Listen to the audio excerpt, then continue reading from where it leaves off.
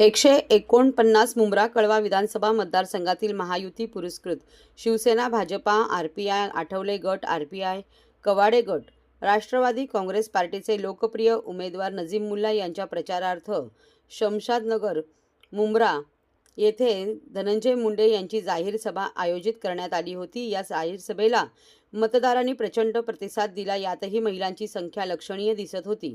यावेळी राष्ट्रवादी काँग्रेस प्रदेश प्रवक्ते ठाणे व पालघर समन्वयक ठाणे जिल्हाध्यक्ष आनंद परांजपे, माजी नगरसेवक राजन किणी, अनिता किणी, मोरेश्वर किणी, रुपाली गोटे, आश्रिन राऊत, इब्राहिम राऊत, अजीज शेख, राजू अन्सारी, जफर नोमानी, मनीषा भगत, नेहा नाईक, संगीता पालेकर, ठाणे महिला जिल्हाध्यक्ष वनिता गोतपागर, युवक जिल्हाध्यक्ष वीरू वाघमारे, रिदा रशीद, शर्मिला किणे, राजा सूर्यवंशी, नसीम खान, काळूराम पाटील, दत्तू मामा आदी मान्यवर उपस्थित होते।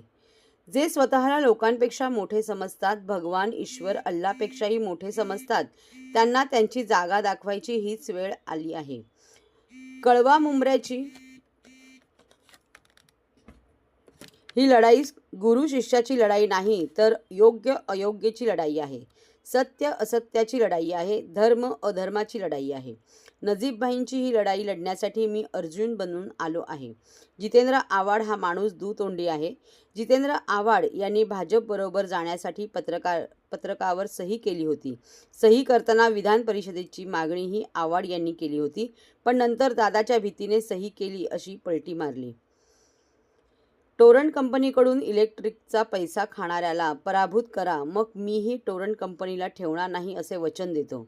लाडक्या बहिणींना महायुती सरकारने मासिक 1500 मानधन सुरू केल्यावर त्याविरोधात बोलणारे महाविकास आघाडीने आता महिलांना 3000 रुपये देण्याचे जाहीर केले आहे।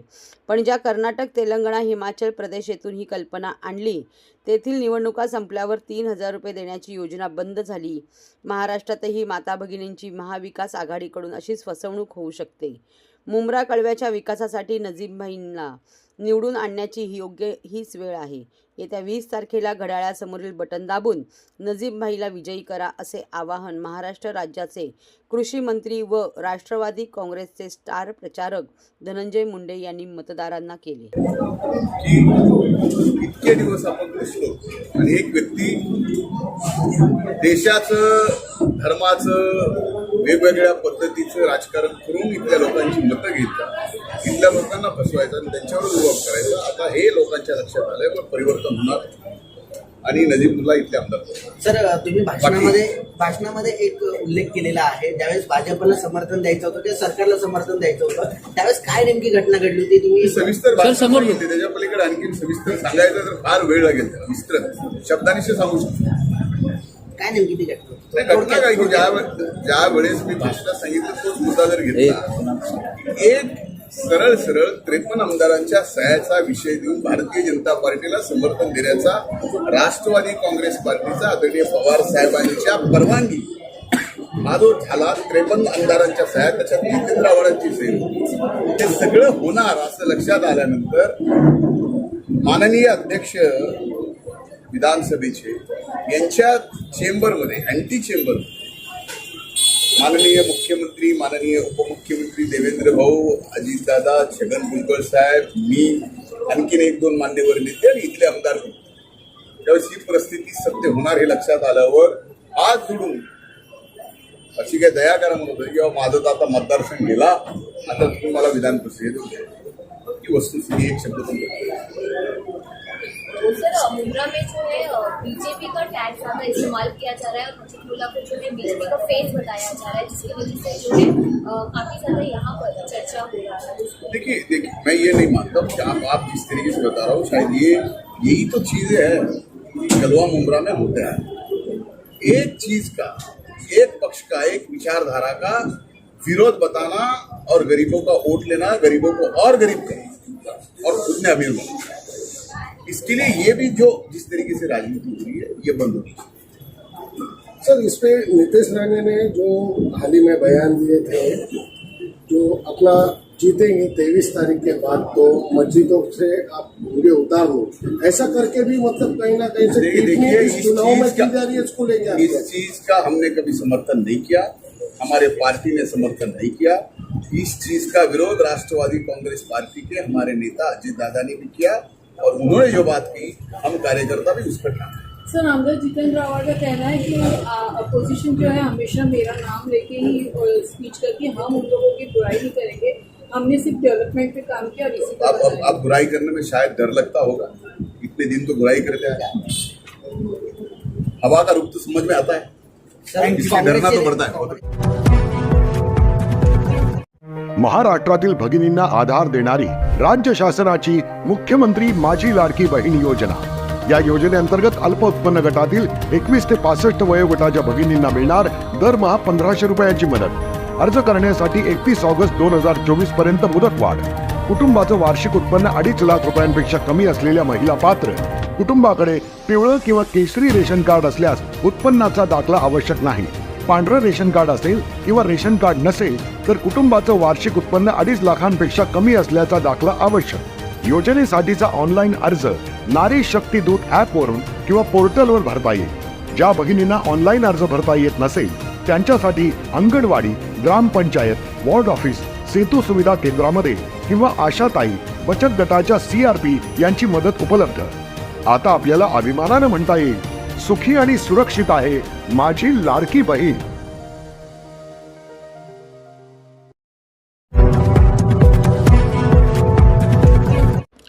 संजय केळकर मोठ्या मताधिक्याने निवडून येणार, मनोज तिवारी।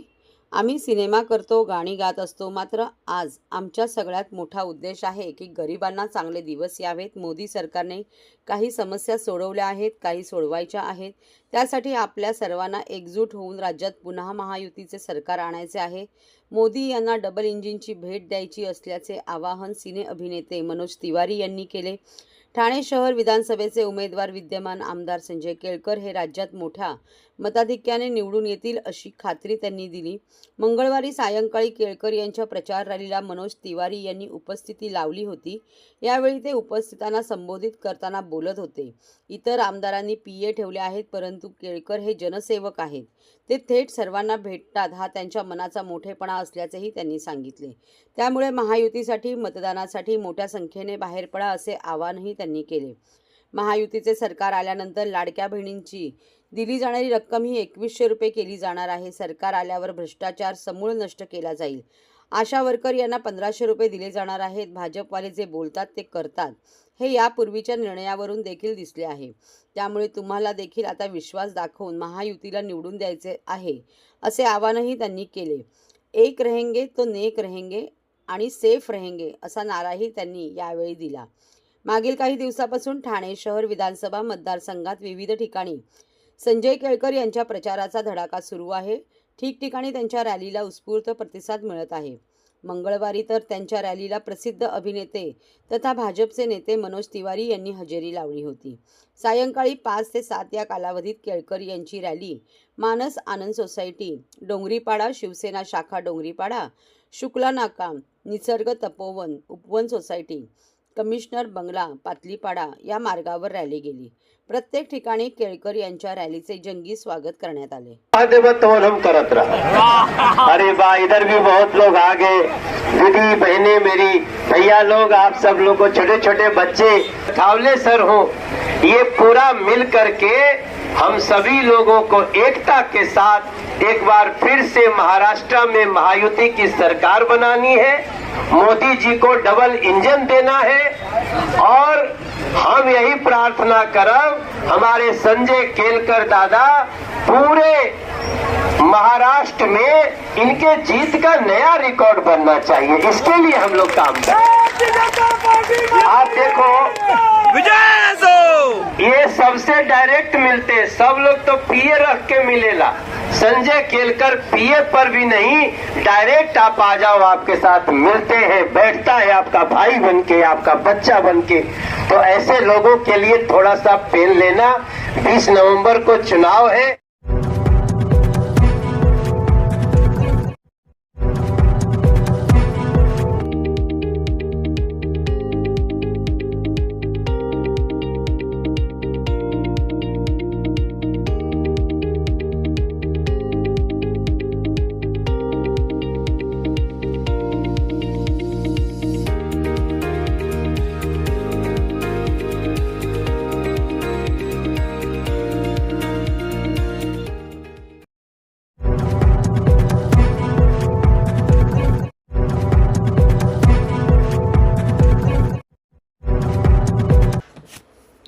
मनसेच्या अविनाश जाधवांचे ठाणेकरांना साकडे. ठाणे स्थानकात हटके प्रचार, एकदा संधी देण्याचे केले अर्ज. महाराष्ट्र नवनिर्माण सेनेचे ठाणे शहर विधानसभा मतदारसंघाचे अधिकृत उमेदवार अविनाश जाधव यांनी मंगळवारी सकाळी ठाणे रेल्वे स्थानकात हटके प्रचार केला. ठाणेकरांनो, एकदा मला संधी द्या, अशा आशयाचे फलक हाती घेऊन अविनाश जाधव यांनी ठाणेकरांना साकडे घातले. यावेळी रेल्वे प्रवाशांशी संवाद साधून अविनाश जाधव यांनी रेल्वे संदर्भात समस्या जाणून घेतल्या.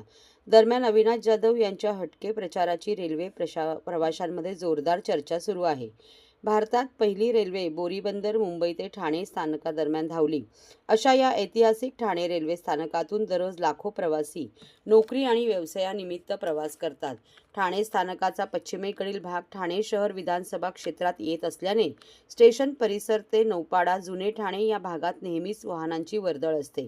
त्यामुळे ठाणे स्थानक परिसरात मुबलक पार्किंग सुविधांसह या भागात सुनियोजित विकास होणे गरजेचे असल्याचे मत प्रवाशांनी यावेळी व्यक्त केले. त्यावर अविनाश जाधव यांनी एकदा मला संधी द्या, असे नम्र आवाहन ठाणेकरांना केले. चाकरमान्यांमध्ये अविनाश जाधव यांची क्रेज. आज सकाळी प्रचार करताना रेल्वेने प्रवास करणाऱ्या चाकरमान्यांमध्ये अविनाश जाधव यांची क्रेज पाहायला मिळाली. विशेष म्हणजे तरुणांमध्ये उत्साह पाहायला मिळाला.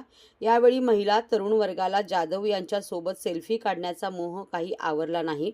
तसेच येत्या 20 नोव्हेंबर रोजी मतदान करण्याचा विश्वास मतदारांनी व्यक्त केला.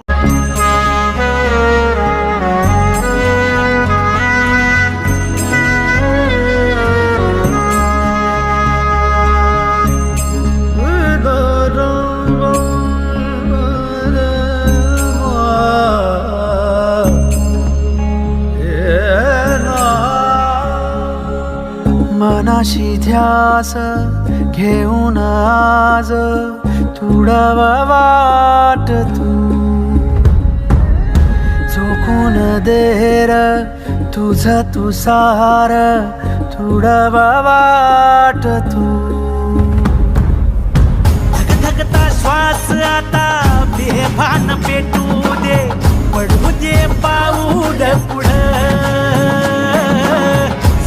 काट पाया खाली लाख येळा येऊ दे, पडू दे पाऊल पुढं.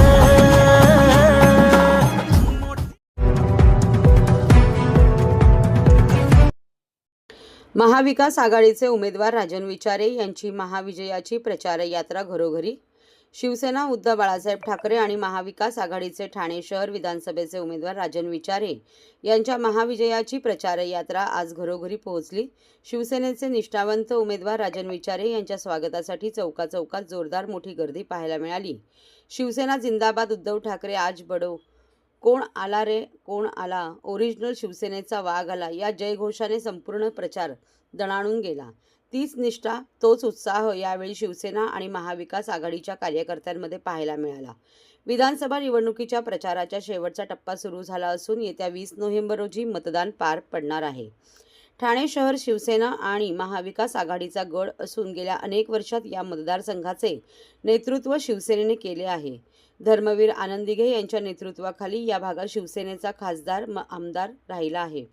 मात्र गेल्या 2.5 वर्षापासून शिवसेनेची गद्दारी करून भाजपच्या बुडाखाली गेलेल्या शिंदे गटाने या भागात शिवसेनेचे वर्चस्व कमी केले असल्याचे कट्टर शिवसेनाप्रेमी मतदारांकडून सांगण्यात येत आहे. आज सायंकाळी 6 वाजता चरई शिवसेना शाखेपासून प्रचाराला सुरुवात झाली. त्यानंतर साईबाबा मंदिर, 3 पेट्रोल पंप, LBS मार्ग, Lokmanya society, Dagdichal, Chintamani Chowk, Ahilyadevi garden, Joshiwada, Kabadali, Tembinaka, Ambedkar road, Manoharpada, Dhobiali, Ganesh talkies, Gita society येथे रॅलीचा समारोप करण्यात आला. यावेळी मोठ्या संख्येने शिवसेना आणि महाविकास आघाडीचे पदाधिकारी, कार्यकर्ते, महिला आणि युवा सैनिक उपस्थित होते.